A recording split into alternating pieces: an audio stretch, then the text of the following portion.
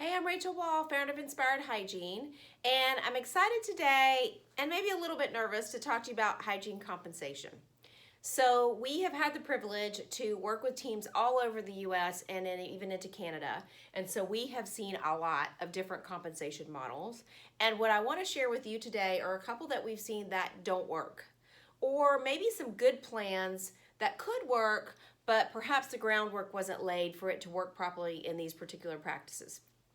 And I want to start this with just a little bit of background. We often have dentists call us and say, hey, I'm kind of in a crisis with our hygiene compensation plan. Can you help us out? And we certainly want to honor the patients, the practice, and the hygienist, and it should be a win for all, whatever the compensation model is. And sometimes this gets a little bit tricky, right? Because you've got history, you've got compensation models from the past that sometimes dentists inherit, and they want to keep these hygienists, they value them, and yet the model with which they're being paid is not going to be sustainable for the business to be profitable and healthy. So let's start with just a little bit of background, right? So you may have seen this number 3-to-1. So this is the ratio that you want to see for the hygiene department to reach its first point of profitability. Hygiene should be producing approximately 3 times compensation. So if this number is $100,000 in your hygiene department, you want to see at least $300,000 in production there. Now, this compensation number does include things like uniform allowance and paid vacations. What we typically don't include in this, and we've checked with a lot of our dental CPA friends, and they agree, is very often the taxes that the employer pays for that employee are not part of this compensation. Rather, they're part of the hygiene overhead. So let's just start with the assumption that hygienists are producing 3 times their compensation, okay? And this is what it takes for the hygiene to create that first level of profitability. Every department in the practice should be driving profit to the practice, right? Because a profitable business is going to stay in business a whole lot longer than one that is sucking cash and there's no money for improvements, there's no money for additional staff, and it's just not sustainable that way. So here's what we've seen that doesn't work is hygiene production commission percentages that are way higher than 33%, right? So if we do the math here, we see that this 33% is going to create this 3-to-1 ratio, okay? Now, take this into account is if the hygiene team is paid at 33% of production, it must be net production, okay? We can only pay on what we can collect. So if you have a lot of adjustments, you have to take that into account and make sure that whatever this commission rate is paid, that it's on net production, okay?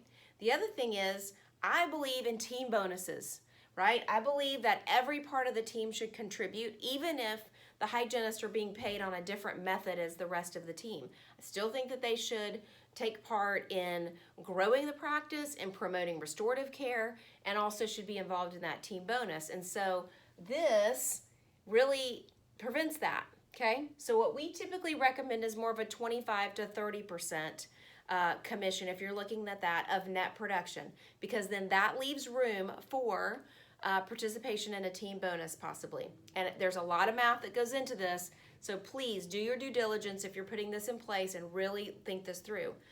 So what we see sometimes is 40, 50% production commission. And what you see is that if the hygienist is paid at 50%, you're never going to hit this 3-to-1 ratio.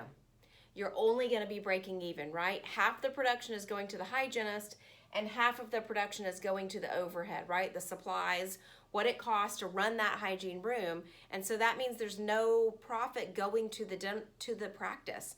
And that's just not sustainable over the long haul in a healthy business model with a healthy P&L, okay?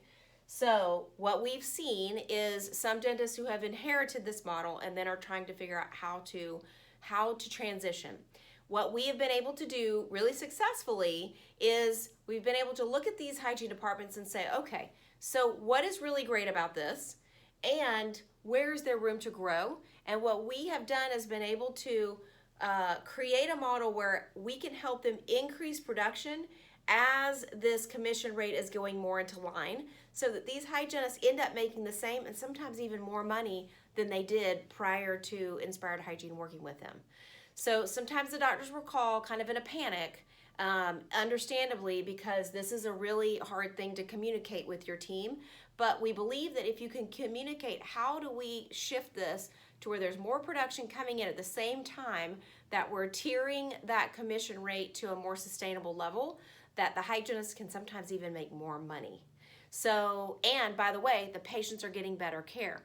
The other thing that I've seen sometimes with commission paid hygienists, rarely, but sometimes it happens, is that they have the freedom to shrink the appointment time. So then there's production, but there's not a lot of co-diagnosis. And I've even seen it where the clinical notes are not being done because there's no time in the day.